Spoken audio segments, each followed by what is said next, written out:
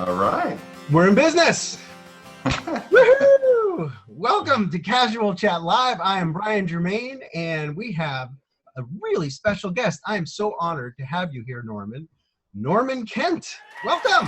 It's a pleasure to be here, Brian. Thank you for asking me to be here. I'm not sure exactly what to expect, but I'm really ready to wing it, and I love doing this kind of stuff. So yeah, for sure. You're having fun over there. I love this. It's so. I mean, I've said this many times before, but I'm fairly picky about who's on the show, and one of the things that I have as a criterion is people that I truly respect, and you're one of those people. Well, thank you, Ryan. For a lot of reasons. Likewise. For a lot of reasons. As an artist, I mean, I dare anybody to use a softer word. The work that you've done, just as a skydiving photographer within the industry, has taught all of us so much.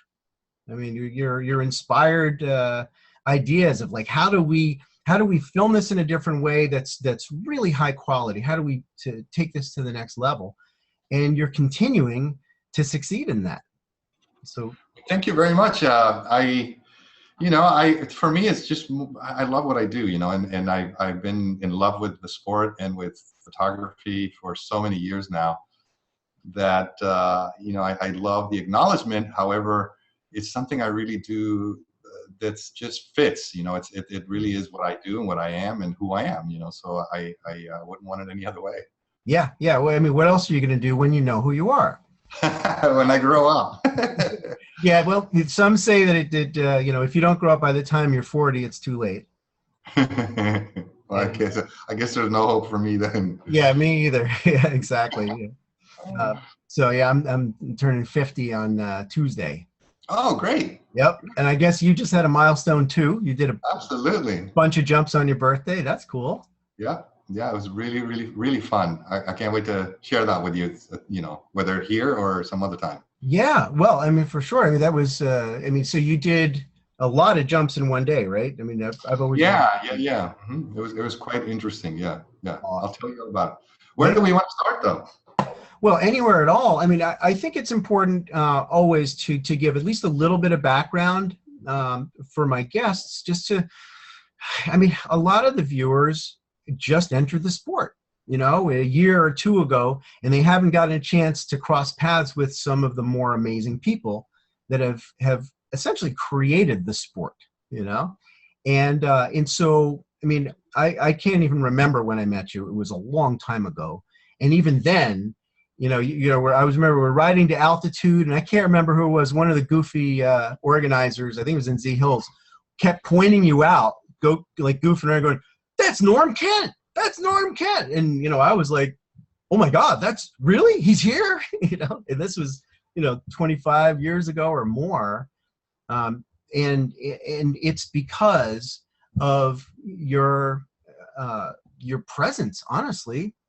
You shoot great photos, you shoot unbelievable videos, and you've done some movie work that is just, astonishing. If people read the list of movies that you've shot, for the big world, it's dumbfounding, and it's awesome.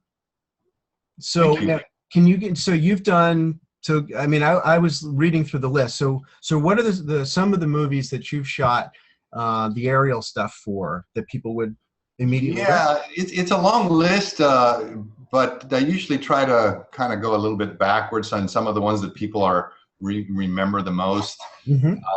I did work for Get Smart, which was for me a really wonderful project. That's a whole conversation we can get into someday.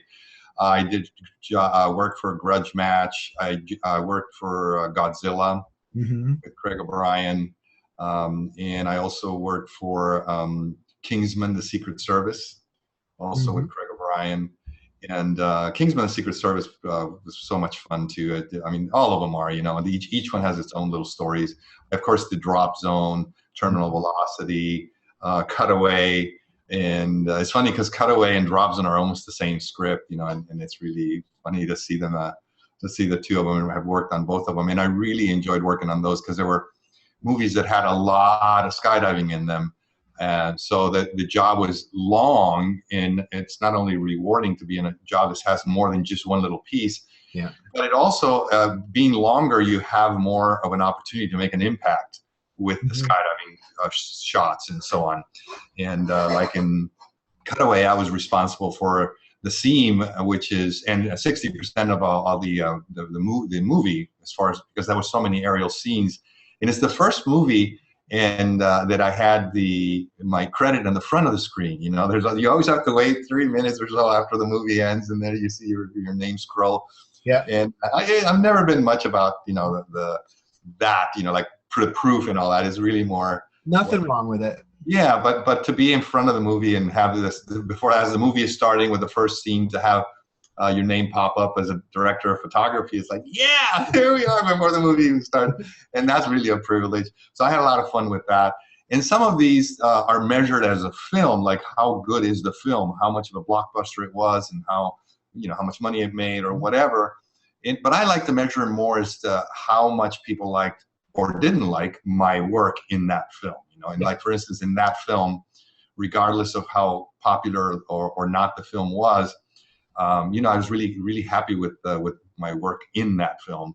Yeah. And, and then there's other movies. There's other movies that, I even worked on Jurassic Park 3, which was kind of a funny thing because there's no skydiving in Jurassic Park 3, but I still had scene there. And it was really quite interesting because it was something that was footage that was selected of mine that I shot personally, and that was purchased through a stock footage agency. And sometimes that's a little more satisfying, believe it or not, because it's something where you go, okay, there's no politics here. It wasn't like who was who, buddies with who, and got the job. Yep. But truly, they went to all the houses and said, we like that stuff right there, and then they picked that. It was actually a scene from that I had used and shot for the movie Willing to Fly, which is a different kind of movie. It's not so much the feature films, the commercial films and stuff like that, but it was more in-house film that I did. And it was a cloud scene flying through clouds. And they ended up putting it as a background for all these whatever the dinosaurs that fly are, pterosaurs. Those there's so many different names. And so they use that as a background, and it was so cool. It's a whole different story in itself. So a lot of movies like that. I also worked on Navy SEALs, like I said, Terminal Velocity. A lot of cool movies like that, and each one of them was unique. A lot of also smaller movies that are from other parts of the world. German movies and movies in Mexico and other stuff. So lots of stuff. I've really had a privilege to do that. Yeah, it is a privilege. Yeah, I mean, whenever I sort of have these moments where like, wow, I did something big, the only way I can digest it is just to be thankful. Yeah. And to say yes, and send me more, to the universe. Give me more. Yeah, I mean, I think that's the important part. Is you really need to be, you really need to embrace how lucky you are when you're doing something like that, and sometimes, I mean, I can be negative like anybody else. I've actually had to learn to be positive. I used to be a lot more negative, believe it or not. And I don't totally believe it. One of those things where sometimes you're being negative and you kind of look back and go like, what the hell am I complaining about? Yeah. And somehow we still find a way to complain about one thing or another as human beings, because we all experience all the emotions like anybody else. No matter how much you have, you feel like you don't have enough or don't have anything or nobody loves you or whatever the case is. Yeah. And so it's really been important for me to really embrace how lucky I am, not only as a photographer, the luck I have achieving and capturing images, and also to be in these kind of movies and to be in the projects and to create stuff and to impact people's lives. It's totally a privilege, because that is what I set out to do. I mean, when I started photography, the whole thing was motivated by capturing the beauty I see and sharing it with the world. So anytime I get an opportunity to do that, it's a privilege, it's a total privilege. So. Absolutely. Yeah. And the kind of person that I want to work with on any project is somebody that is, sort of thankful and happy and easy to get along with. And I mean, not without struggles, because especially I find when you step up the need to get the shot right now, right, people get nervous and they get angry when they get nervous sometimes. But the ones that recover from that and remember why we're here, you know, that we would like to continue working together and we'd like to continue these relationships. Yes, yes. And I think it's one of those things where, again, I go through little times and things where you go like, oh, I wish I had this and I wish I had that. And then you see opportunity unfold right in front of your eyes. Mhm. And it becomes this really humbling, like, oh, wow, you know, and sometimes it's even um, in the space of thinking, oh, I missed this. And then right before your eyes, an opportunity presents itself. And you go like, Mhm. wow, you know, just in the space of thinking that I had missed something, you know, something else is there to be captured. And it's really unique. I did a little video. Maybe I should show you that. I did a little video of Yeah. a moment like that. Let me try to Bring it grab up. it here, flail on it. But and also, one of the things while I'm looking for that is it's I wanted to. It's kind of funny because you and I are talking here and everything, but I know there's other people viewing, and Yep. I want to say hi. I didn't say hi to everybody because I can't see you, but I know you're there. Whoever's there, really, thank you for coming over and listening to Brian and I, and thank you, Brian, for the opportunity. So I think one of the things I need to have is a separate monitors with all the faces of Yep. whoever's you know Yeah. listening. That'd be really a cool See feature. your audience. You just have to use. Well, while you're digging up the thing from your hard drive, I just want to mention for those that are watching this live on Facebook, and I know there's a lot of you, you can interact if you want to ask questions or make comments. We won't see it on the Facebook feed, but if you notice on my page, on my Facebook page, and also on the events page, there's a link to download the Zoom software that we're using, and then you can join the session. It's a free download. It's quick and easy, and I haven't had anybody have trouble with that. And then you can join the session, and in the chat window, ask questions, or the question and answer section. There's both. You know, and I can already see that we have a few questions that are already up on the chat. That I'm going to get Norman to take a look at. But I invite you all to join us. We're here for a little while, and then afterwards, when I stop recording and the heat is off a little bit, we can have other people join our discussion, and we'll be able to see your beautiful faces and talk amongst ourselves. So that'll be a blast. But Cool. not too long, because I gotta, Yeah, and that's great. I welcome questions, and you know, some of the questions may veer off from the subjects, and we might have to address them in future conversations and stuff. But you know, welcome to ask and stuff. I yeah, think some of the themes that we talked about touching on was, you know, some of the older stuff and all that. Let me show you this. I think I have this video ready here. yeah, Let's see. let it rip. Is, uh, you tell me how it's working on that end because I'm not sure Yeah. it is. I don't see it. Now I see your screen. Now I see it. You know, I Okay. see the YouTube This was video. this was called Moments Lived. Let me shut down some of the stuff here, and it's something that I experienced during one of the record attempts, Yeah. or actually I was training. So here we go. Hi, my name is Norman Kent. I often have the pleasure of living beautiful moments as I am searching for unique creative shots. I want to share this one with you, which happened during the Vertical Record 2015 tryouts at Skydive Chicago. It was the last jump of the event. The sun was low. It looked like it was going to be a beautiful jump. I was primarily doing stills and video for debrief. I was asked to exit Superfloater. My exit would signal the trail plane to exit. While climbing out, I saw the position of the trail plane, and I thought, this would be an opportunity to create a unique shot. My aircraft had the base in it, which was to exit much later than me, and the trail plane jumpers. I love the perspective of exiting above the trail plane and watch it go by as I fall past it, and other jumpers exit at the same time. As I looked up at their exit, I Wow. changed my framing several times for different composition of stills. I tend to be a little violent in my head movements when I do stills. The scene was beautiful. However, I did not feel that I composed the shot properly. I seemed to put the airplanes in the center early, leaving the left of the frame empty. The shot continued to present itself with beautiful clouds and the sun. It was gorgeous all the way around. Wow. As the jump ended, I thought to myself, I wish I had captured that motion with my red camera. The camera is the same I use for Hollywood motion pictures and commercials. Moments like these deserve to be captured with this kind of special quality. All I could think of was the shot I did not capture on the high quality as it deserves. But I've been there before. It's a familiar feeling and I'm okay with it. Quite often I don't capture a shot, and I have to remember that these magical moments are still ones that I experienced, even if they were not captured on film. Yep. We landed and celebrated the end of the day and the camp. As I walked into the hangar, I heard several people scream, "Let's go again!" Everyone chimed in agreement, "Yes!"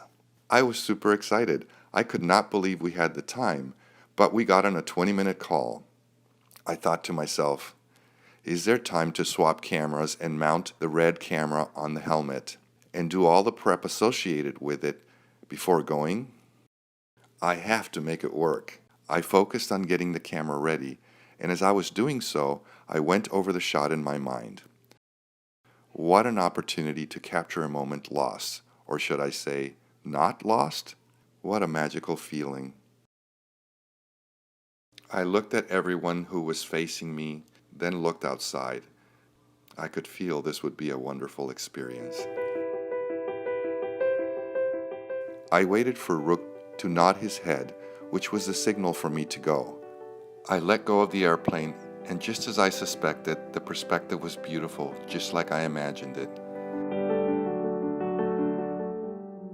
I kept the aircraft on the left side of the frame and let the jumpers exit the right side of my frame. I left just enough space on the left to allow the other aircraft to come in. I slid to the right, so jumpers would come in the foreground, and now my scene was perfectly centered, with beautiful clouds behind it. Wow.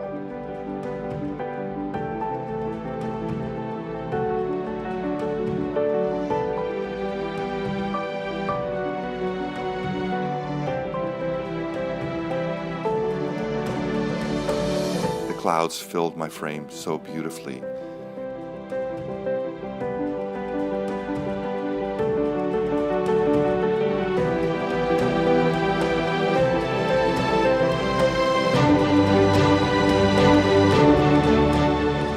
The clouds were changing color as we were descending, and I could see the sun in the horizon.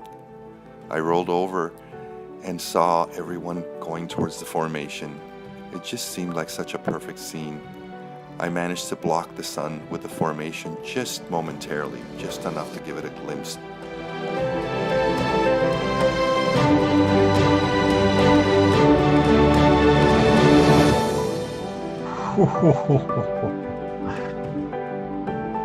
That is fantastic, Norman. Thank you, man. Really awe-inspiring.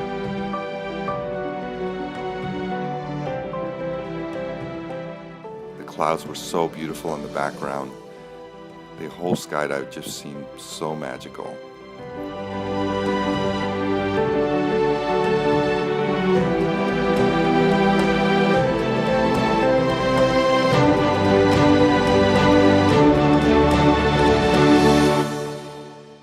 I think the most important thing here was not only that I kept the vision alive, but I also want to remember always that even if I had not captured it with the red camera, this was a beautiful experience to live and to be present for. Captured or not, it is these experiences that make me a lucky man. Wow. Right? Yeah, I mean, to me, the thing, the reason I wanted to share that is because we were talking about, acknowledging and embracing the moments and embracing how lucky we are and all that. And that was just such a wild experience, thinking about, oh man, this could be like this, could be like that. And so all of a sudden, because often you just come down and everybody's like, they don't want to jump again. And I'm subject to all these set of circumstances in the sport, whether people are going to make another jump or not, or whether, in records, it's always like, well, it's getting to be sunset, so we don't want to do it because the pilots can't see. And I'm like, oh, it's the most beautiful time of the day. And things like that just don't work themselves out all the time. So when they do, it's really kind of like a real magical experience for me, because I get to really play and to be able to go, oh, this is what I could do better if I could only have another chance, and then to have that chance unfold was really, really cool. And there's a lot of things like that, but I think it's in the space of acknowledge and embrace what the opportunities that come, and also what you get and what you make, what you create. So. The word that's coming to me as well as I watch that whole thing is uncertainty.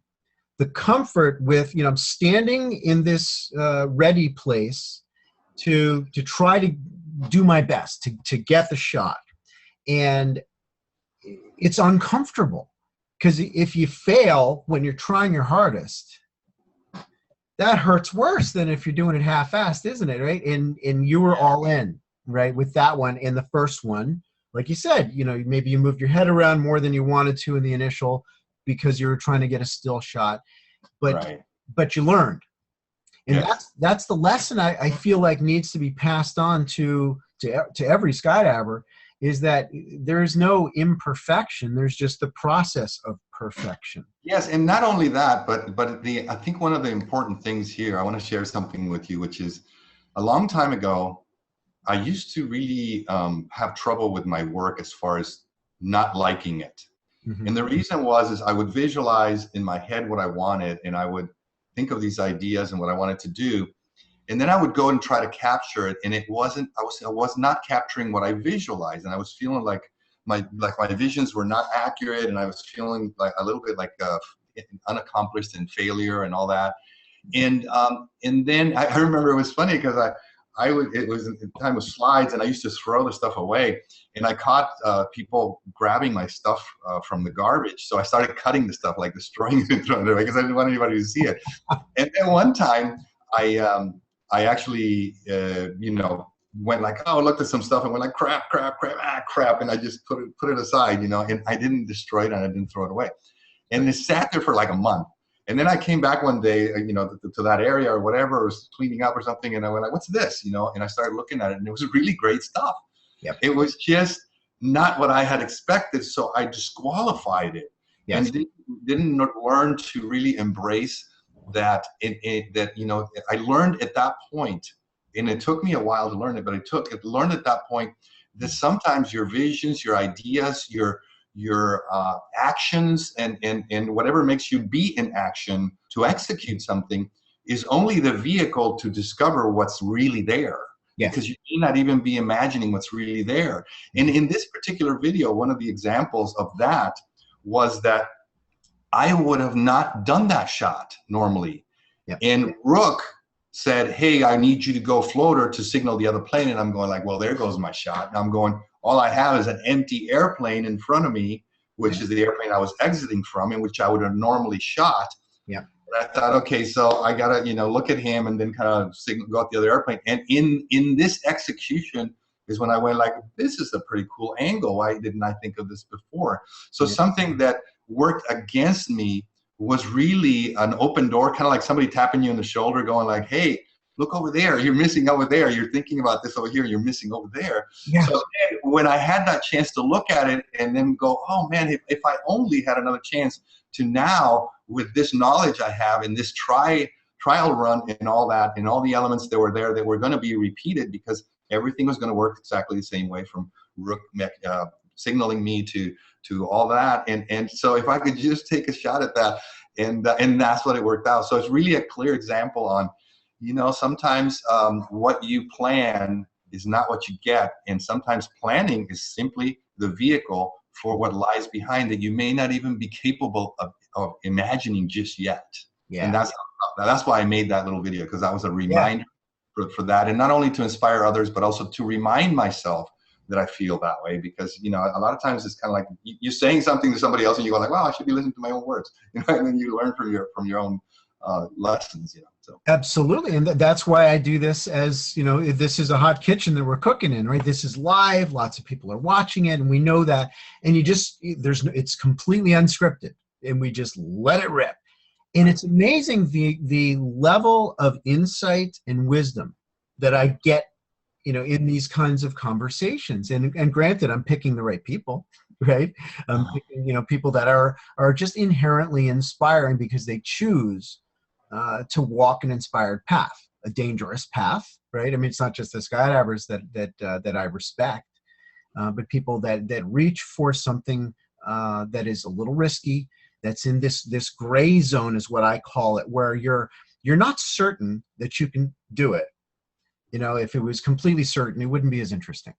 Mhm. And how you meet with that risk can result in either an epic fail or bam, this moment of awesomeness. Yeah, yeah. But I think until you put yourself out there, you just can't really progress. I guess it's just one of those things that you have to overcome, and there's a lot of fear involved. Usually it's the fear of looking bad or failure. And that sometimes stops us. It stops us from actually going for it. It's like, wow, no, what if I look bad, or something. Totally. And like, for instance, I mean, some of the time I'll share maybe video or not. But one of the things in that area for me is like the wind tunnel. Yeah. Wind tunnel, people are doing amazing things in there.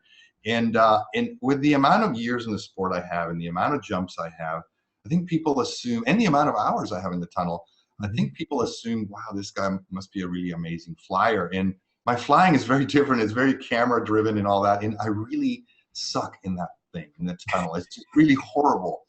So and I have a problem with looking bad, which is even worse because, if I look bad and I have a problem with looking bad, that's really hard to go train like that. Yeah. So one of the things I had to set my mind to was, wait a minute, I'm going to go train. And in fact, Paraclete sponsors me and Paraclete XP. And one of the things that I wanted to do for them, to do right, is like, okay, what is it that you can give others as far as your experience on training and flying? And you're certainly not going to fly like the people that are flying in there that have more hours and they're younger and all that, and they're just really gung ho. And so then I started thinking, what's unique about my journey in the tunnel, as far as for me, I guess what the hardest thing is that I have a problem looking bad, and that I know I'm going to look bad, and that needs training. I need training in looking bad, making it okay, and not letting it stop me. Yeah. So then I started going into the tunnel with that attitude, the attitude of go in there and look bad. And then it gets even more challenging when somebody runs into you and goes, oh, wow, cool. I can't believe I met you or something. And then what are you doing here? I'm training. Oh, I can't wait to see you fly. And then it's like, oh no, I want to train by myself. But it's embracing that. Yeah. That also opens the door to really learning, because it's more than flying that we need to learn. That is a part of it for my training, at least. So yeah. It's the own little things like that each one of us has as a human being that we need to train for. Yep. Absolutely. Yeah, exactly. I'm not sure why we went in that direction, but well, it is. Well, I mean, one of my key topics that is important to me is this place of fear, this place of gray zone, uncertainty, and it's not just physical risks that spike our adrenaline, that spike our fear. To me, a big part of it is just my ego, which is this illusory thing. To me, it doesn't even exist. Defending some, pride, right? Pride gets us in so much trouble. Yeah. And mainly because it takes us away from authenticity, Yeah, it does. And it takes us away from these learning moments where we actually try, we hang ourselves out there and we flunk our way into perfection, and it might take a while. Yeah. One of the things I remember, I know I'm bouncing off of subjects and stuff, but the story I wanted to share is that the movie Willing to Fly that I created, I did from Wings Came Flight, and I did other films, and From Wings Came Flight was the one that really changed. Talk about. And we can talk about that. But Willing to Fly in particular, one of the things that I remember is I created the title, and the working title was Learning to Fly. And the idea was the concept we were just talking about. It was something where I was going, I want something that's super open-minded. and learning to fly to me was something like, okay, we are always learning, no matter what experience experience level you have. There's always something to learn. If you can remain humble, always learning, meaning open-minded. Yes. And I was talking to somebody. We were actually talking, sort of toying around with a medium and helping us out with, what we were doing in the direction we were going. And at one point, she stopped. I was so excited about the title and all that. And then she stops and says, I'm kind of getting a message for you that, that's really not an open-minded title. And I'm like, what do you mean? It can't be any more open-minded than wanting to continue to learn, Yeah. And then she just floored me with something. Her name is Sarah Ryan. She floored me with something, which was, she said, well, learning is a concept that comes from the assumption that you already are not perfect and already know how, that you don't already know how. Mm-hmm. And really the question is, are you willing to allow yourself to be this flying thing or whatever it is you want to be in this movie? If you really want to be open-minded, the question is not about the learning, but to acknowledge and embrace that you are already perfect. Yeah. You just need to allow yourself to be this perfect human being. Mm-hmm. And it was like, wow, it was just so much superior than what I had thought of. And it was so fitting. So we changed the title from Learning to Fly to Willing to Fly for that reason. It was really, it had a lot of meaning for me. And I thought that would be a much better message, which was like, hey, we already know how to do this. The question is, can we get out of ourselves, out of our way, which is what you were talking about and what we were talking about in the tunnel. Can we get our egos and all that out of the way and let the purity of just being be present? And that's how that movie's title came to be. Perfect. I mean, Willing to Fly was masterful. I mean, really, really beautiful stuff. And you came at it at an angle photographically that was distinct, that really was an opening, for new possibilities. But a lot of us that watched that went, whoa, I feel this emotional charge where I want to go jump. Everything you've ever done makes me want to get in an airplane right now. Cool. and go jump out of it, which is, that's I would imagine it's a good sign. Yes. It's interesting because I get so submerged into the projects that I lose track of this. I just go all with my heart, and just go but I don't, especially on the mechanics of it, the I guess the technology of it. You have to know every shot and every frame and how it plays out and where it works and where it fits best. And so you can instantly go like, oh, this works here, or this works there, or this is how I designed it. Or the principle we talked about earlier, which is, this is not what I got, but look at where I got and look where it fits. Mm-hmm. And then when people say, did you plan for that shot to be there? It's like, I planned for that for a shot that discovered this shot, which gave me a solution exactly for this little hole I have in the movie. Right. But in working, in working with that, it just seemed like it was the whole thing is really amazing as far as working with that. And From Wings Came Flight was a film that we did. But what I was getting at with it is, when we started doing From Wings Came Flight, the people that are new in the sport or probably don't even know the film or whatever, but it really revolutionized the sport in so many ways. And when we finished, and we can talk about the film and I can show you some clips of it, but when we did that and we finished editing it, there was supposed to be a premiere for the film for a big boogie in Florida, in Zephyr Hills, and we couldn't finish the film on time. We just were working day and night and just couldn't finish. And so I thought, okay, and I had been asked to do a premiere in Canada, but I thought, okay, the first premiere needs to be here, and where I wanted to do it in the U.S. But because we weren't ready, the premiere in Canada became the real premiere, the first time it was shown in public.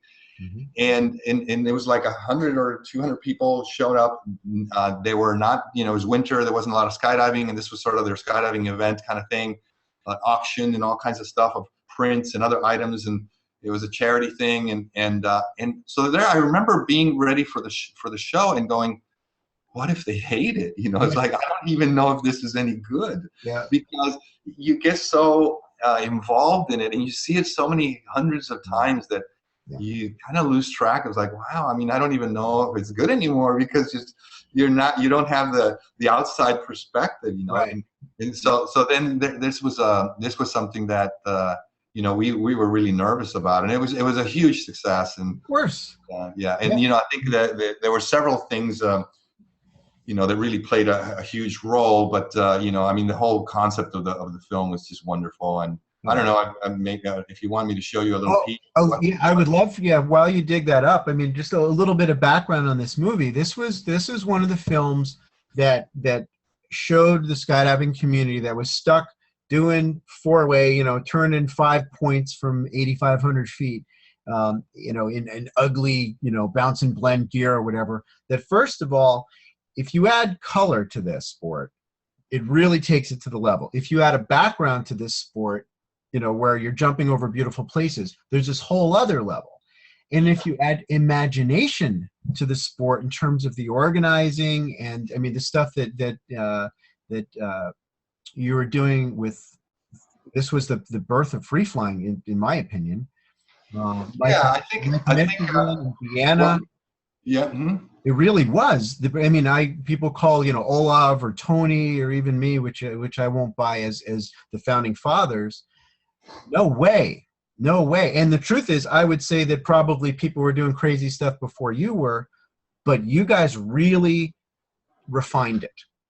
Yeah, I think what happened there was, why don't we do, let me show you a piece. What I'm going to do is, because it can be long. I mean, we could be watching long. I think maybe what I can do is, can you hear me when the movie is playing? Perfectly. So I can lower the volume a little bit, and I can talk over it. And then that way it doesn't make such a long piece and so on. Yeah, so you can jump around. I'm going to show you the beginning of the film, and it's just kind of has a little bit of a artistic beginning, and it goes to belly flying. And you got to remember, now this is a really important quiz, or not quiz. What do you call it? My language, my Spanish and English get crossed in my head sometimes. Trivia. A little piece of trivia here, which is that this year is the 30th anniversary from Wings Can't Fly. So so we have about a little under a year, like towards the end of the year is when it is. So wow. And so when you're looking at this, you have to remember that this is let's see. There it is. There it is. Okay. So here we go, and I'll talk a little bit through it. And your volume is on there, but yeah, I remember this beginning. It was cute. And you want my volume up? Yeah. So I mean, if you bring the volume down on the piece, but honestly, when it switches to the skydiving, I don't mind that song being loud, because that I still hear it in my head. Does it sound too loud right now? No. Can't hear it really. Oh, not better. A song of love and music. Okay. As Mother Nature sings. And I am the wind, who cradles freedom's heart, to kiss your face good morning, to forge a brand new start.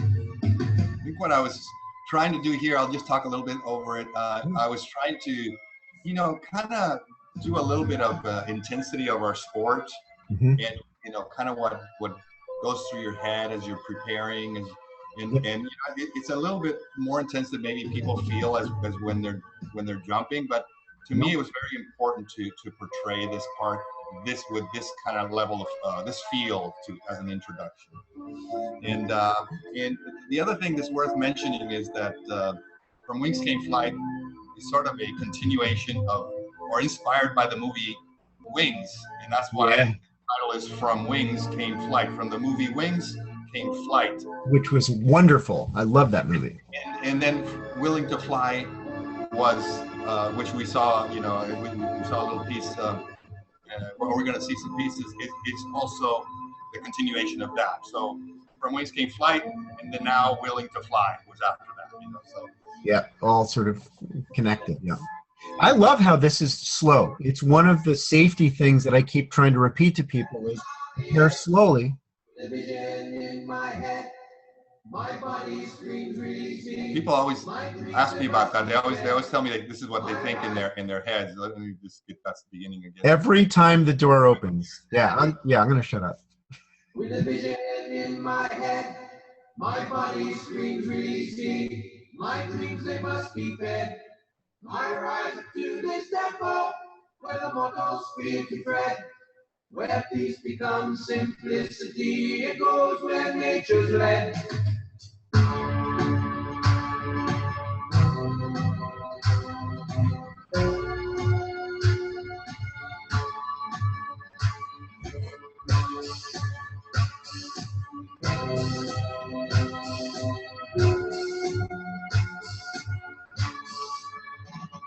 I'm standing on the edge with a vision in my head. My body screams releasing. My dreams, they must be fed. I rise to the tempo where mortals fear the dread.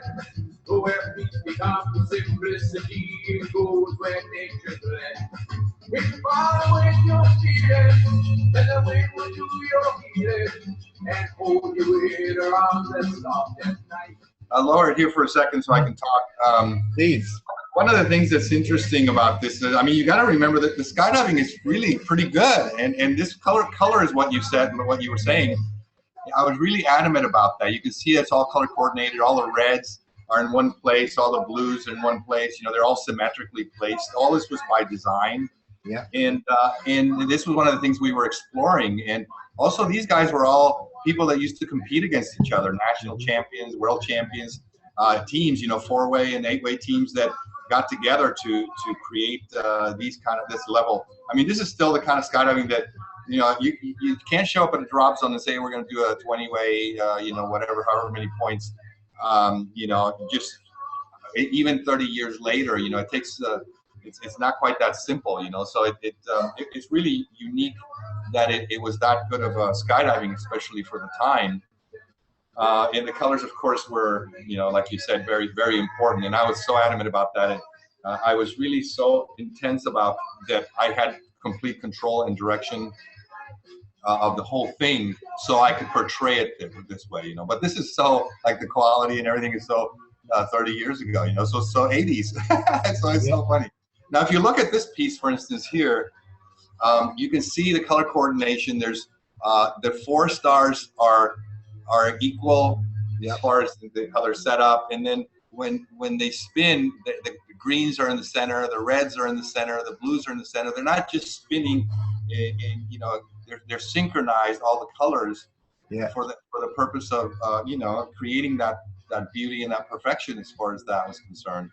And then, you know, they turn back into a round, and it just was like, it was just so well executed by these guys, you know, and it was so fun to design all of this, you know. You can see that the yellows track first, and then, you know, each color goes at their own time. So anyway, that's sort of the beginning of the film, and then we go from there, you know, to other things. And even here, how it was fogging, the film was fogging just because of the altitude, and it was just let me get out of here and go back. It was just a perfect opportunity to end the scene, you know, the way it was fogging. And you can see one of the things that I did on the film, you can see there's a lot of editing.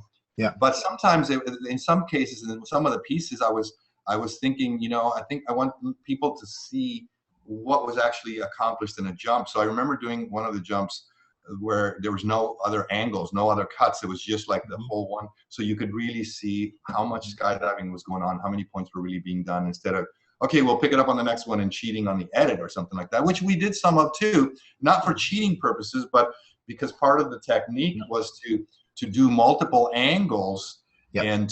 And to be able to show, hey, it looks like this from here, and it was just, you know, the filmmaker, you know, coming alive, let's say, trying to do that.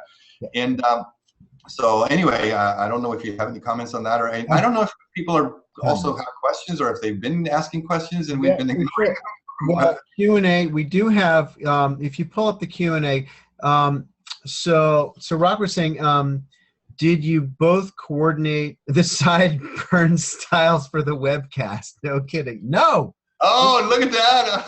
Because cool guys have sideburns. No.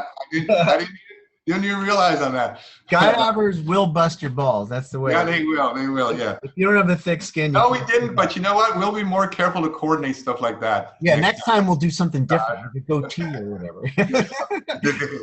All right, Next so he did say, so Norm, love your work. My favorite wall art is at home, is two of your framed and signed photographs. How cool is that? And his name is Rock T. I've had them up for about 20 years. Every guest that comes over asks about them with admiration. So his question is, you probably get asked this a lot, but how do you manage the intense equipment load on your head on opening, and how do you avoid line snags? Or have you had a frightening line snag before? This is a great question. Okay, yeah, it's a fair question. There's several things.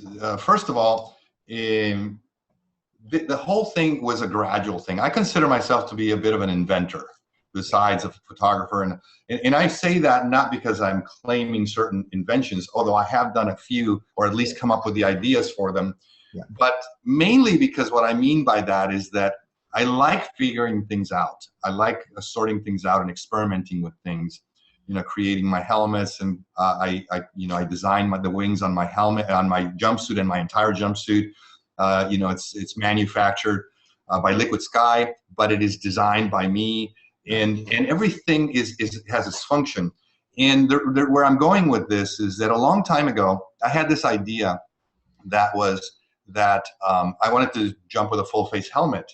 And there was only one person I had seen jumping with a full face helmet. It was not a cameraman. It was Steve Fielding in Elsinore jumping with a motorcycle helmet. And this is back, I'm talking about the mid-70s. And so I wanted to do the same for camera. And I arranged my cameras with this helmet. And I decided to do that. And it became such a look thing and so counterproductive because it was awful. The helmet was very loose on my head. The visibility was lost because it was, it was such like a tunnel vision, and a regular motorcycle helmet has distance between the chin and the front part. So I lost my peripheral vision down, which is very important because when you're working with the camera, you're focusing and you're centering your camera wherever your center is that you want to put it, your composition. But things are happening all around you, and you want to be able to see them. And when you have this thing underneath, you can't see them. So the whole thing was a disaster. Yeah. And from that disaster came an idea, which was, hey, what do I do? How do I fix this? And whatever. I thought, okay, well, why don't I cut a piece of the chin out, get rid of the padding, cut a piece of the chin out, a couple inches from each side, and then bring it in. Well, in doing so, what happened was that the wider part of the helmet, by missing those 2 inches, didn't match the front part of the helmet anymore because it was coming at such an angle that this was narrower, and it needed the other pieces to keep going wider to match the other two. So I was going like, oh, I just ruined my helmet. And I was spending all my money on this kind of stuff. So I just cut up a helmet and ruining it. And of course it wasn't that expensive, but I was broke, so then all of a sudden, once again, from a mistake and from an error came a solution, which was, okay, what if I fix it? And I went, how do you fix it? Well, you're not going to put the stuff back on, and then you end up with the same problem again. So instead what I did is I squeezed the wider parts in to make the front part match.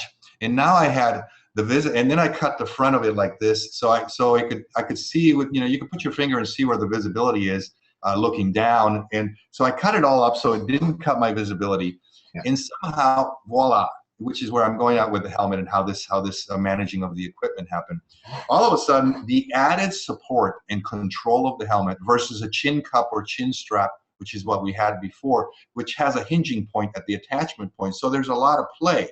Right. So when you deploy or when you try to do things, you have this play, and play means a whiplash at the end of it, whipping effect, just a lash at the end. So this gave me control, and all of a sudden everything felt lighter and easier to control and safer. And of course that meant I can take more stuff up. So I started adding more weight, and it became this thing of the better the helmet fit, the safer I could be, and the more I could control. So the short answer to the long story that I just told you is that a lot of it is designing the technology that keeps you in control of the equipment, so you don't let it get away from you, so you don't let it go and get momentum. That's one of the things. And another thing I had to develop is a technique in deployment. And I always, when I teach this, one of the things I use as an analogy is, every time I go to Europe, and one of the things you do when you go anywhere, you kind of go, okay, I got to go shopping. Supermarket. If you're in a boogie or wherever, you go to the supermarket and stock up on what? Beer, or things like that are heavy, and so you got your little car all stocked up.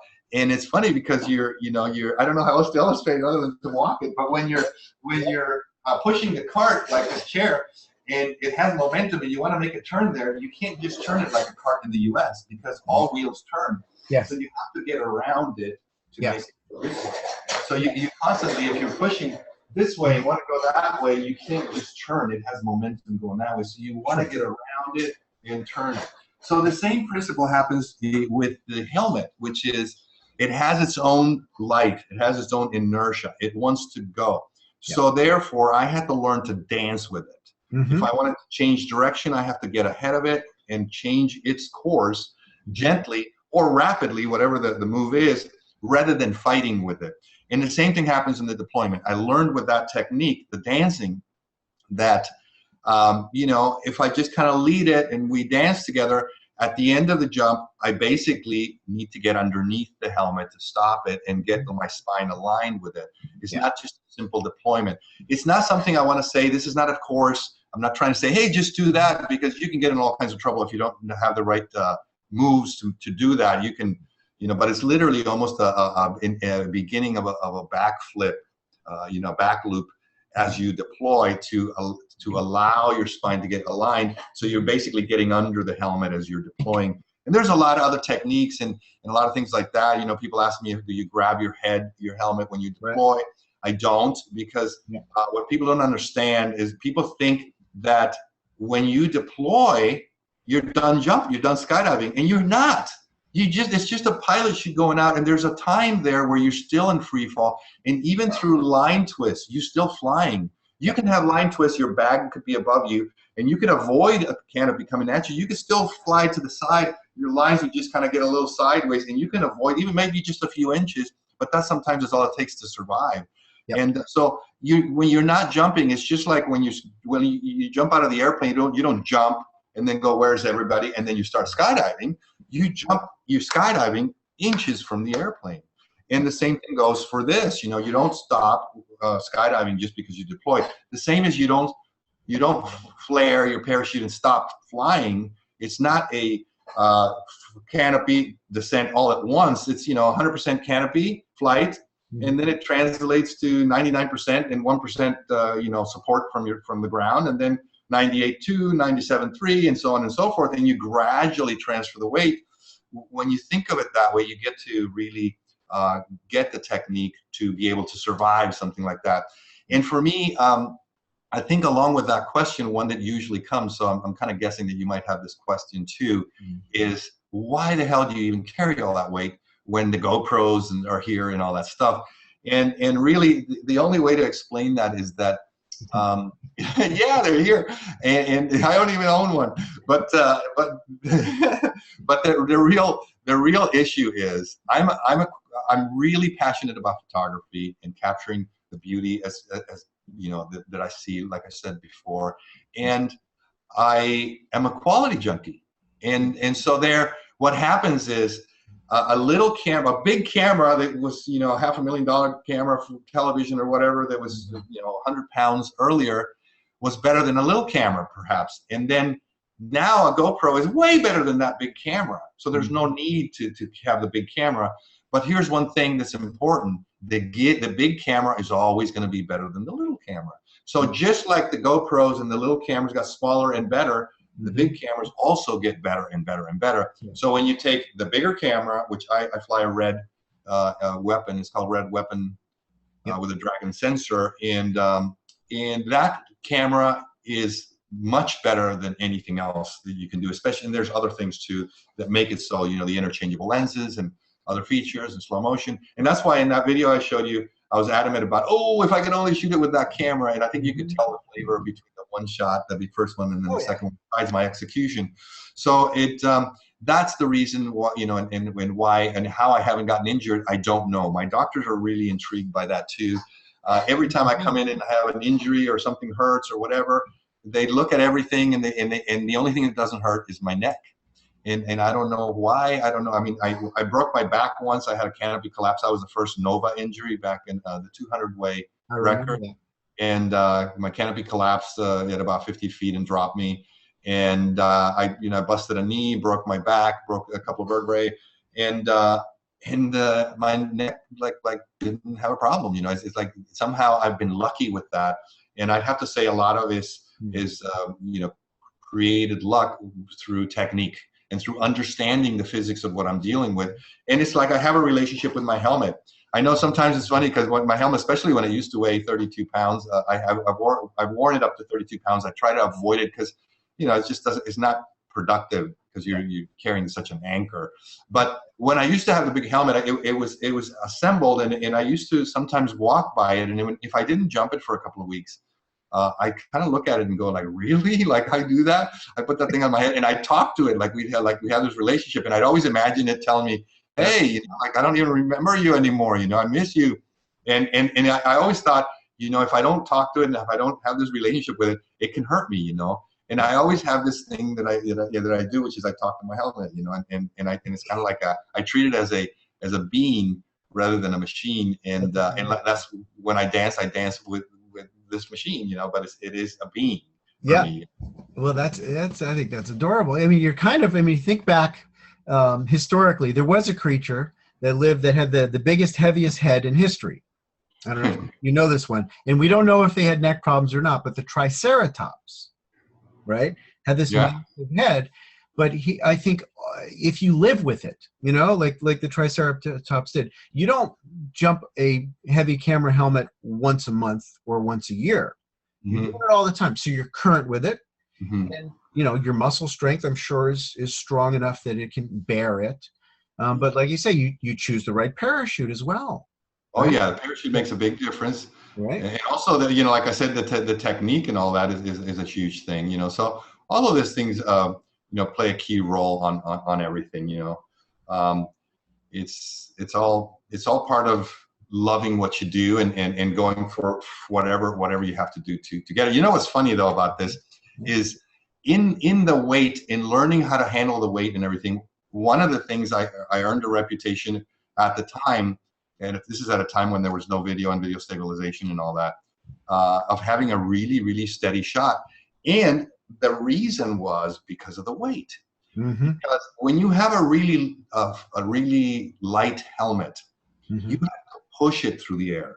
So like when you see like you take an inflatable in free fall, what does it do when you let go of it? It goes, well, it doesn't go up, but in relation to you, it goes up because it wants to float, because it has too much drag and not enough mass. So a light helmet, especially when people start putting all these covers and stuff, and that's what we used to do, and all that stuff, you got to push it, you got to force it. Where if you have this thing that already wants to go, it just wants your input to guide it. And so that was one of the things I learned, is that it was much more comfortable. Of course, you got to then deal with it at the end of the jump, but it was a much better shot if you could manage this weight. In fact, there was a time when I used to add lead to my helmet. In fact, the new helmet I'm working on is on the heavy side without even any cameras for that reason, but the weight is all distributed around the bottom. and it creates it's not out there where it has a chance to get momentum and get away from you. And this mass allows you for a more steady helmet, you know, and more steady shot. I remember putting bars of lead on the helmet on either side of the camera, just for the mass. When you only wear one camera, it's like there's not enough mass, so I would add lead to it. Me too.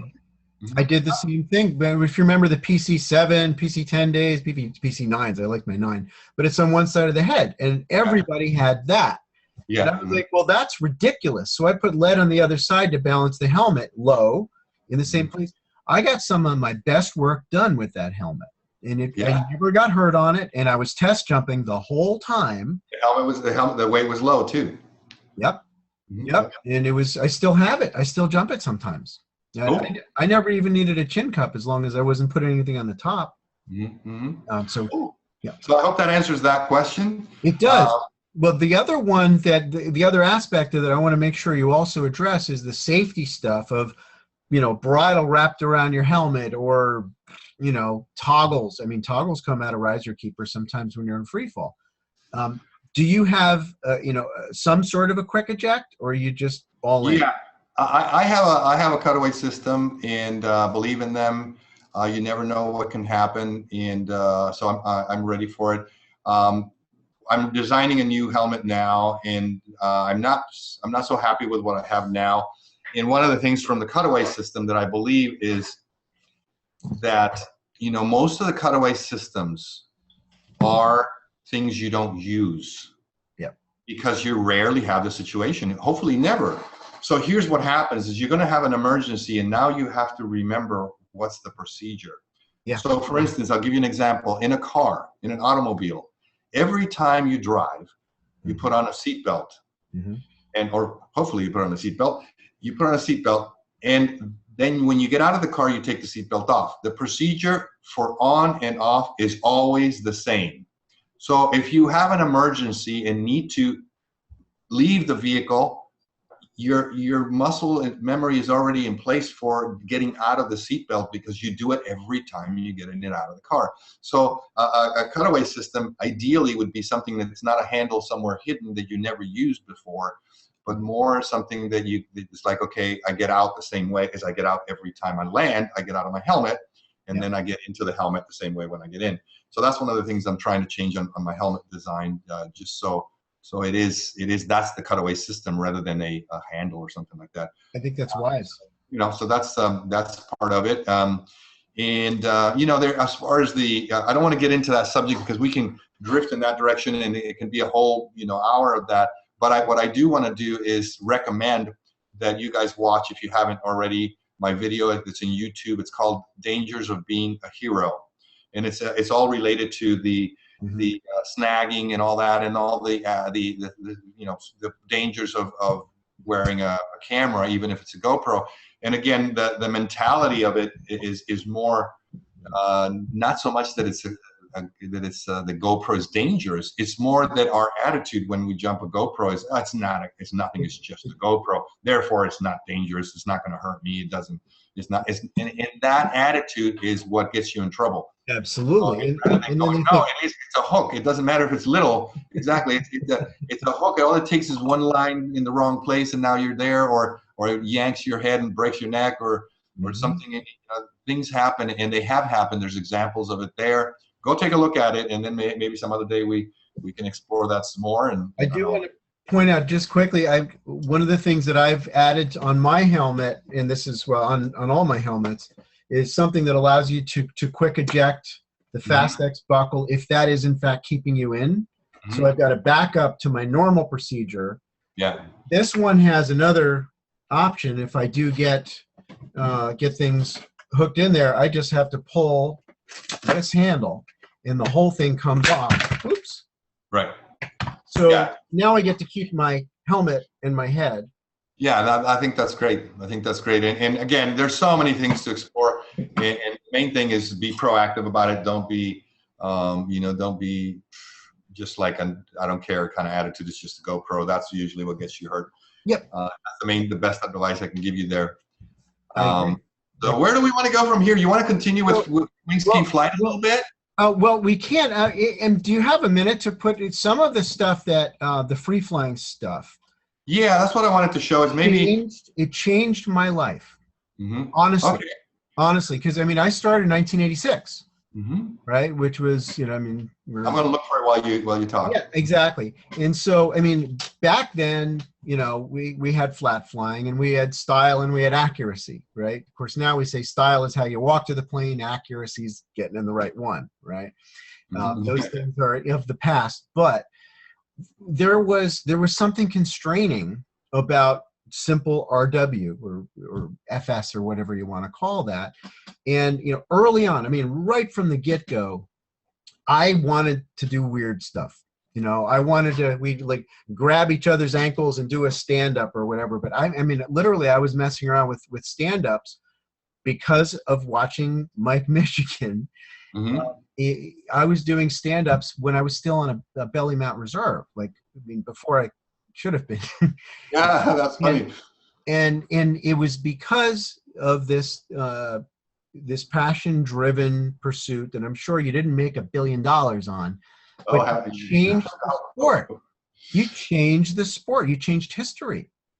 Thank you. I pride myself of that, and of course, it wasn't the intention at the time. We were just trying to make a cool film because I love making films.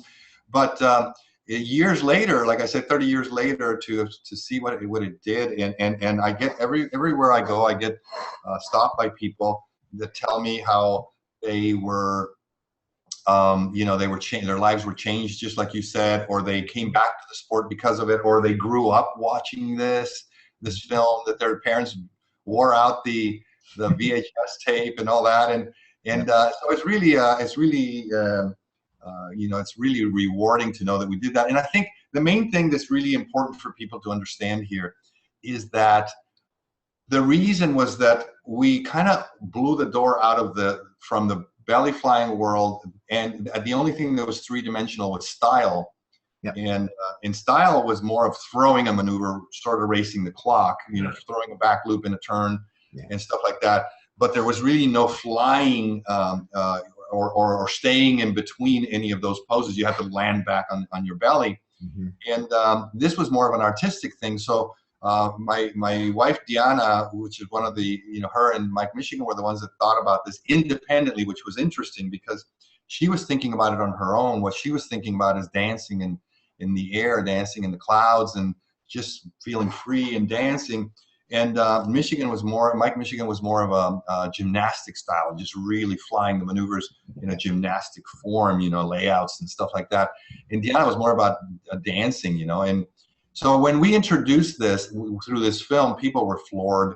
And I know because that premiere that I told you about is where people were just like, they dropped their jaws. Besides the skydiving they had seen and all the other stuff, at the end we hit them with the freestyle, and they were just floored because they'd never realized that anything like that was possible. And when you look at it, you got to remember this is 30 years ago, before anybody had seen anything other than belly flying.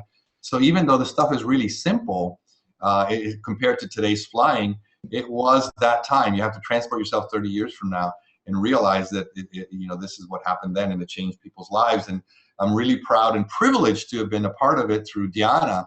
And I got to share this little story before I start.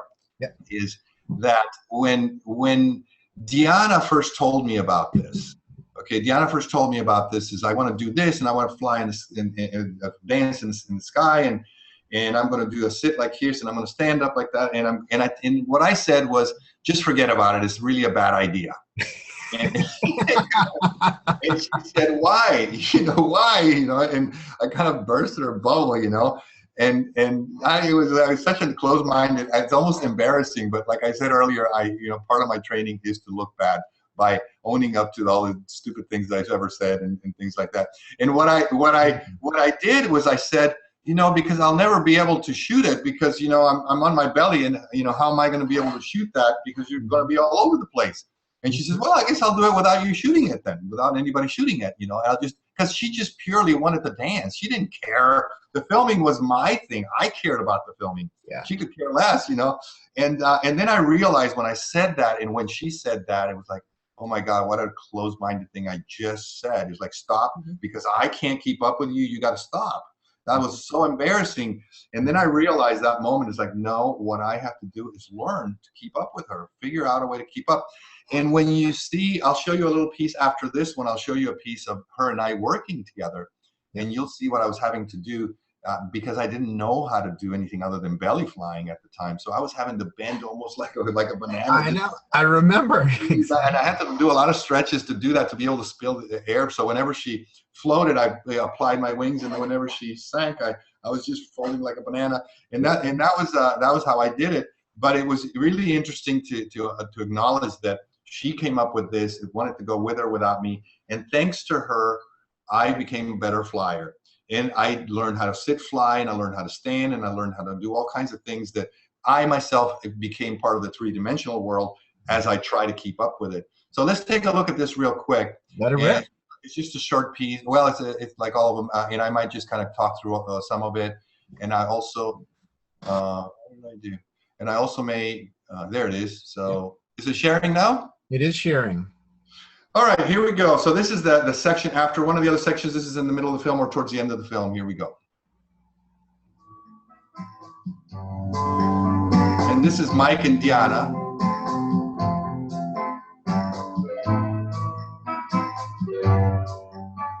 I love that. We used to do that all the time. It's been a while. Yeah, it really was cool. The whole thing was just really cool.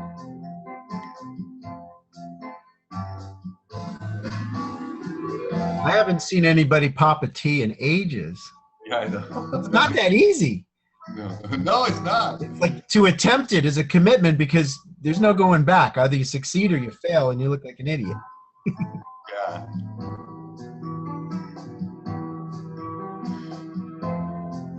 And one of the things that was really difficult here was that they had different styles. So when they were trying to fly together, remember Mike had a gymnastic style and she didn't. So it was something they had to really learn to fly with each other and be in synchronization. This is more of Diana by herself. Yeah. Yeah, very graceful, dancey. Oh, that cloud. That looks like Florida. Then she would just do a back loop and land it like that, you know, and it was really graceful. And I remember one of the things I was always impressed is like all of a sudden she would go from this, and then she would go from a sit, you know, and like all that stuff would backslide and do all kinds of stuff. And but then she would go from a sit to a you know, instead of the front like we saw there, she would actually put her foot and just keep pushing back on it, and she would all of a sudden end up on there's Mike doing the little more of the gymnastic style. I love that. Yeah. Flip throughs, we used to call them. Yeah, I don't know anybody that does layouts the way he. I mean, yeah. And then he would land that, you know, like right in the middle of it. And again, this was in a time when only belly flying was available, you know. Yeah. Or was discovered. That was why it was such an eye opener, and it continues to be inspiring. I hope people continue to buy this. Diana had not seen what the airplane was doing. It was not part of the plan. Only, and it kind of went like between her legs almost there, and it was just like such a beautiful shot that was completely unplanned. You know, it wasn't a common thing back then. Now it's so common to see the airplanes go down like that, and back then it wasn't. We were still in DC-3 days, remember? Yep. Yep.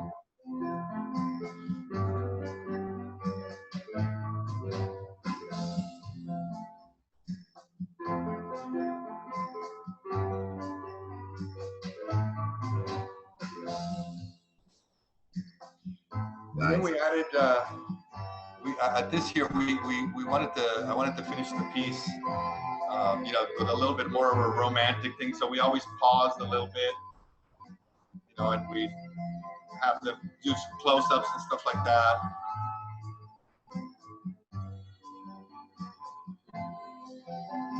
I think it's beautiful to add some zen, add some stops, where there is this intimate moment where the only thing that's moving is the jumpsuit. Yeah, and this actually, you know, like the sunset stuff was always so special, you know, and it was very romantic, you know, all of Yeah. it. Very warm. Yeah. Here she is again. I love my little sky dancer. Yeah, man. I get it. She felt it. She felt it. But anyway, for you, everyone watching, Diana passed away in 1997. So the mother of freestyle lives only in my heart and in our hearts and in memories, and of course through the films that I did of her. Thanks to being able to learn how to fly, to be able to keep up with the invention that she had just come up with to share with the world. There's a little bit of romantic there. That part right there was became a classic photo that I actually have here up on my wall in front of me. It's photo. It was just that moment, the touching of the foreheads and all that was just so special for me. I love it. Oh, I love it. Let me take. Yeah, so let me stop sharing the screen. Yep. There you go.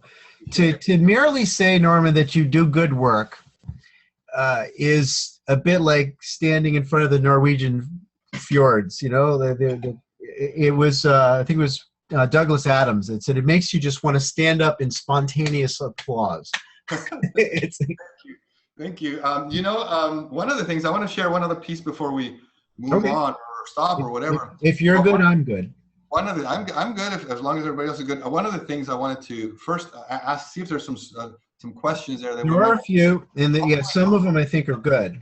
Hopefully some of them related to what we're talking about, but if you want to pop a couple of them and then we can move on to the next piece. Well, yeah, there's one that Marcus always comes up. Marcus Wolf always comes up with great questions, but one of them that he posed on the events page ahead of time, which I thought was great, is what was Norman, your most stressful job as a skydiving photographer? Why was it so stressful, and what did you do to handle that stress? Yeah, I think it's almost the same question as far as level of difficulty when somebody says what was your most special one. You know, it's the same level of it because each one has its own different level of specialness and also of stress and fear, and because they're all unique that way. And I've always done stuff that's like kind of either never was done before, or it's always, you're always trying something that was demanding in one way or another. Anytime you're performing, it's especially for others when others are depending. Like for instance, for me, one of the things that stresses me out a lot is danger. I mean, we live in a dangerous environment as far as skydiving, but we learn how to really be comfortable with it, and also it's become so safe. The technology is so great, and we really, really are pretty safe. But so anytime it gets to a little more dangerous, I don't consider myself to be really a stunt man. It's more of, I live for the beauty that skydiving is, and not for the surviving, jumping out of an airplane.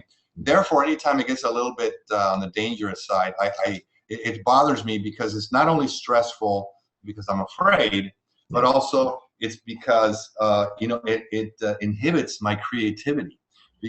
And I've actually do a talk about the two, sort of dancing with the levels that it takes to become automatic at something. Kind of like when you drive first, you're all like all over the place, and you can't look at the rear mirror and at the road at the same time, and you're whoa, it's all wrong. Yeah. And then later on, you're not driving anymore. You're going to the store, you're going to work, you're going here, you're renting a car, whatever, but you're not driving. The driving becomes this thing that just happens on its own. Base frame, yeah. So skydiving has the same levels, and you become automatic at so many things in it. And so does photography and creativity. So when, and this is a talk that I give again, but that can take 30 minutes to do.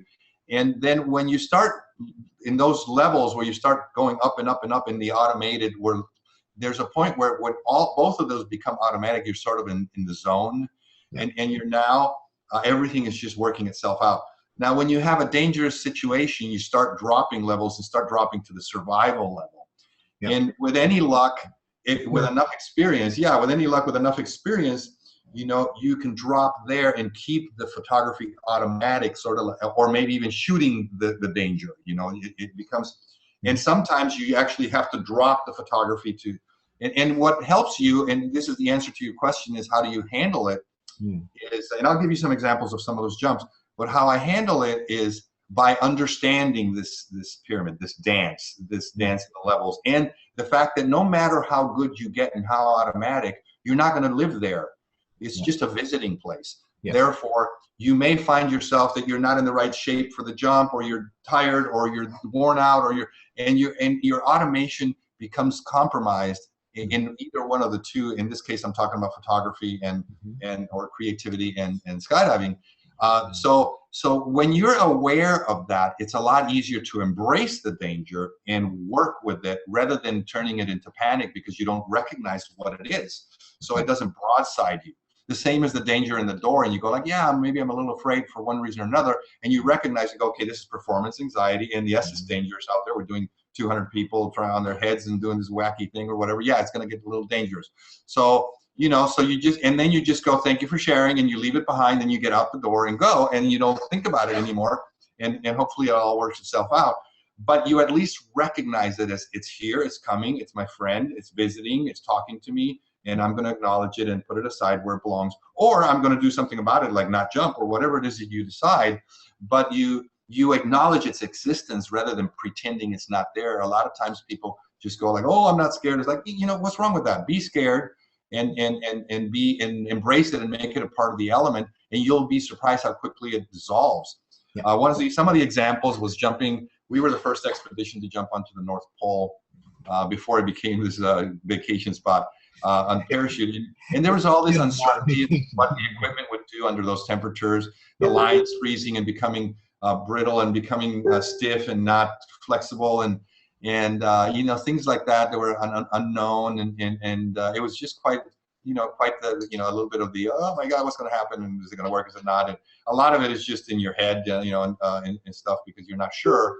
But it really, that's one of the things that one of the areas, for instance, things like that where you're not sure, you got to land in a place you've never seen before, or night jumps and things like that have a little added risk to them.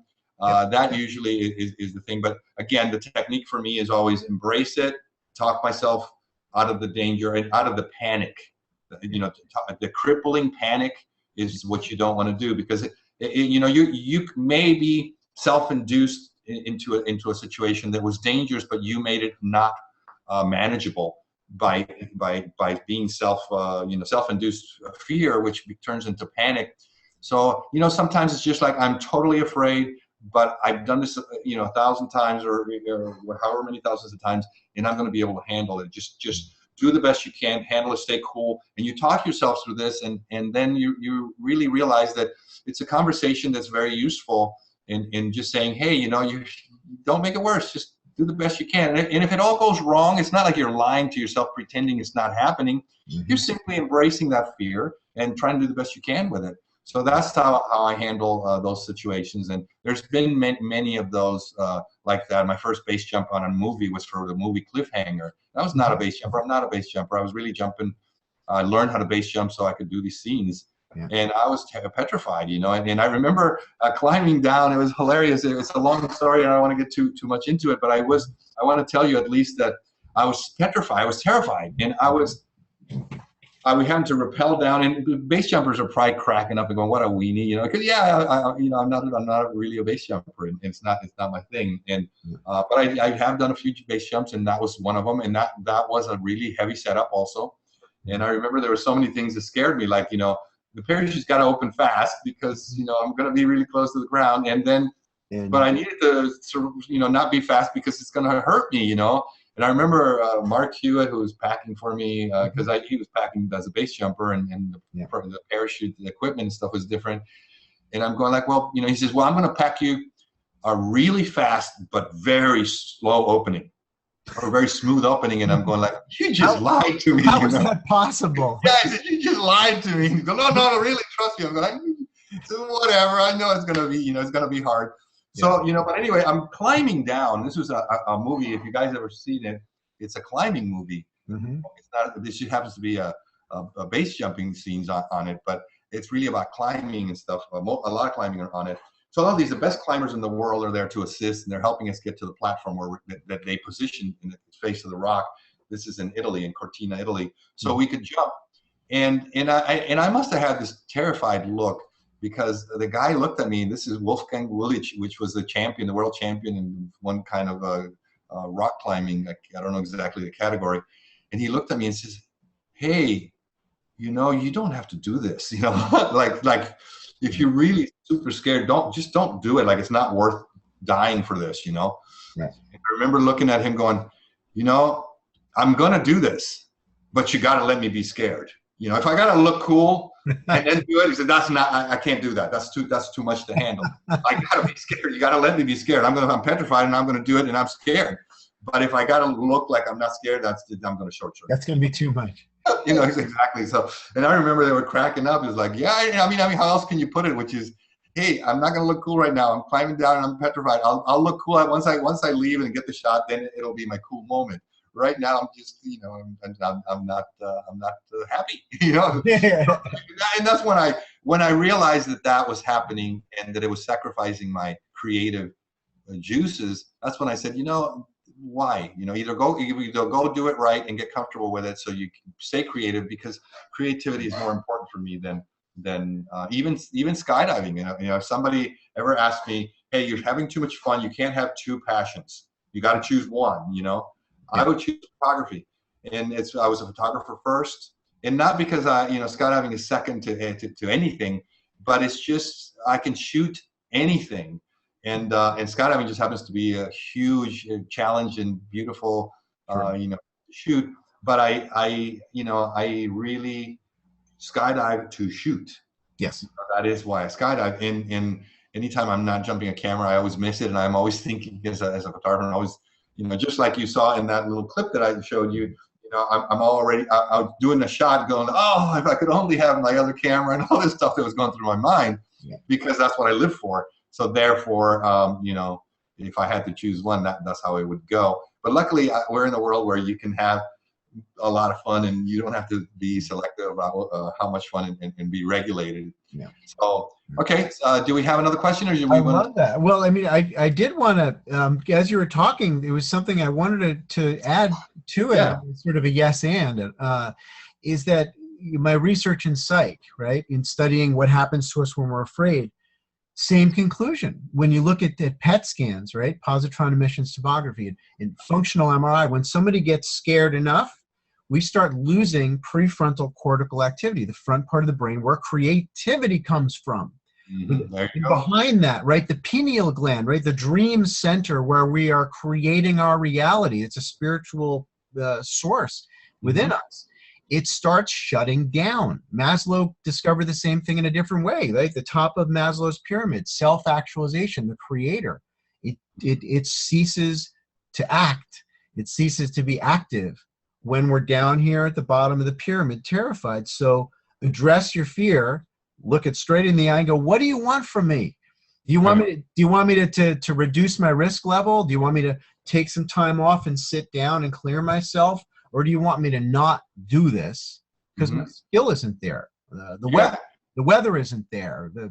And I think that's when maybe a lot of times the fear, which inhibits that creativity, like we said earlier, can be self-induced. It's just because you're scared because you're unfamiliar, or you scare easily, or whatever the case is. And it's not fear is automatically this level. It's a different level for each person. Yeah. So therefore, the way I handle that is to embrace it rather than to reject it. To actually go, it's here. It's I'm scared, and it's okay. You know, and then handle that relationship with it rather than trying to pretend it's not there. Especially because who are you fooling? It's it's like it's you with you having a conversation with you, and the fear comes from within. So all the studies that you've done and all the writing that you've done about that, comes into play into this question that he was asking. It's you have the scientific side of it also. I'm going more from just the experience, my self experience, without really studying what the effects are, but there's a scientific explanation for it that just happens to match what happens to me and what happens to other people too in that area. So it explains why your creativity gets It's true. Well, I mean, the pursuit of expertise is the pursuit of truth. And you're going to come up with truth in anything you do. And Norman, you have really pushed the outer boundary of something that has brought to light so much.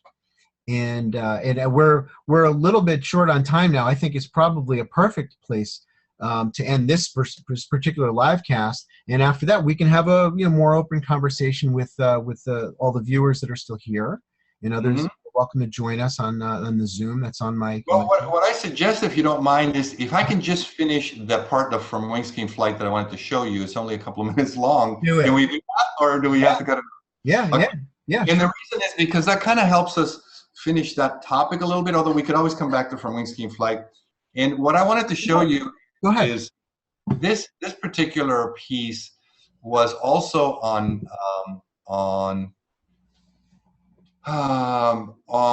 freestyle, but it was a piece where I kind of how we ended the film. And what it was is, I had felt so privileged to be with Diana as far as not only as a partner, but also in what she opened my eyes to on this three-dimensional skydiving and all of that. And again, we were talking earlier, this piece here will show you her and I working together. And this piece, what happened is she didn't know we were doing that. There was behind-the-scenes pictures being taken all the time. Actually, Tom Sanders worked with us on some of this. And there was behind-the-scenes film being shot of us. But she didn't know how we were going to use it. And what I wanted to do is acknowledge her and thank her for everything she did. So I created this romantic piece called Picture Me. And that's what I wanted to share with you, because it's not only that her freestyle alone without Mike, but it also shows her and I working together. And it started kind of how we finished the film. So Great. Here we go. Perfect. And now let's share screen and let's see what we got here.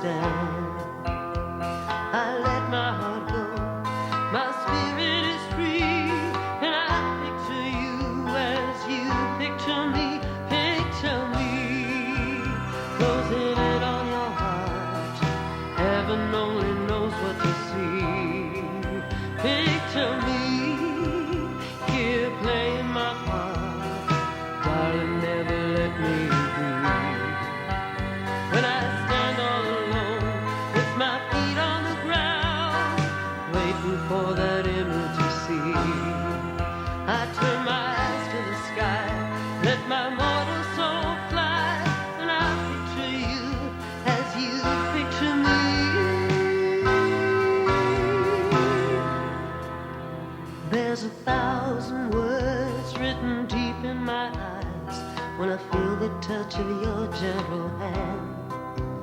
With the roar of the wind. You can see my feet above my head there. Yeah, totally. That's For the song that it sings, lets an ecstasy ring through my body as endless as time. In your smile I see it's just the way it should be. As I picture you and you picture me, picture me. Closing in on your heart, heaven only knows what you see. Picture me,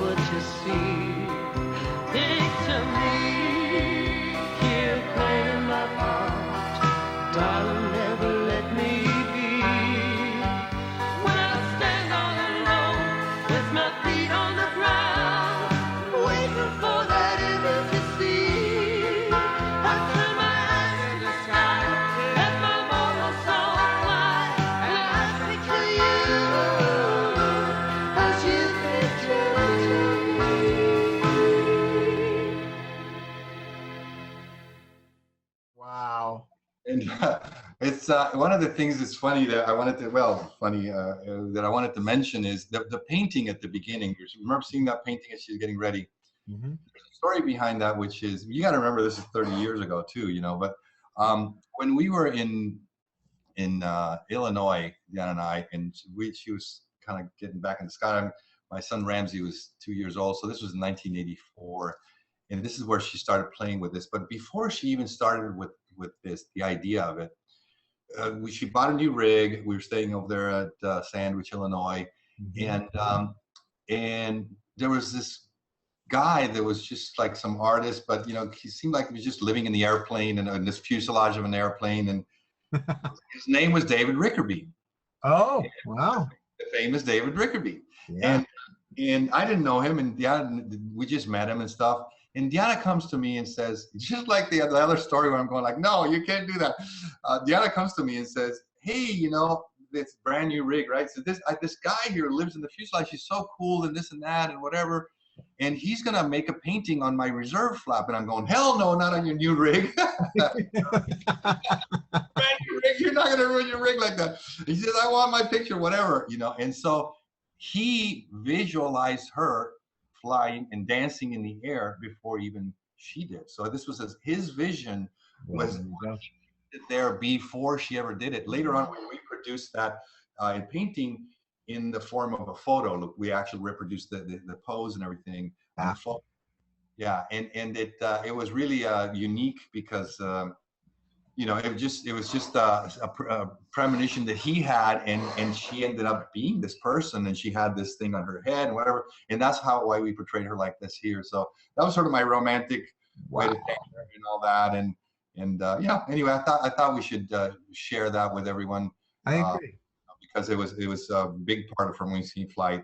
Yeah. How we ended. So anyway, we have a lot of stuff that we wanted to cover that we never got to, and I'm sure a lot of questions that we didn't even glance through it. And I'm really sorry that we didn't cover all of it, but it just I think, you know, I just talk a lot, don't I? Yeah. Well, we do as much as we can with the time that we have. We went about a half an hour longer than I expected, but that's okay, because of course we can get you back and fill in the other stuff. But I think we did a great job of bringing out a couple of the stories that are so inspiring, that hopefully will light the fire in lots of different people, for the artist, the photographer within them, to capture this beautiful experience of flying around in the sky and other stuff, right? Because many of the viewers aren't even jumpers. They do other things.